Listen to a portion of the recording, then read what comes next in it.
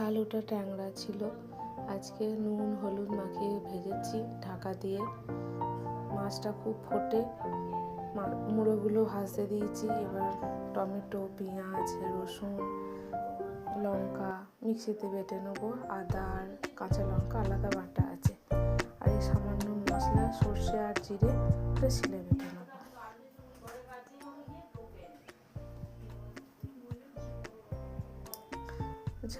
মুড়োগুলো ভাজা হচ্ছে, মশলা দিয়ে দিয়েছি। ফোড়ন দেওয়ার পর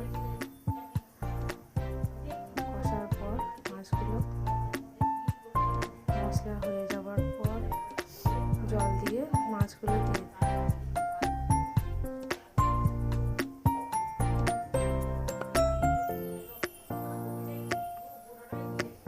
এদিকে লাউ শাক রান্না করেছি।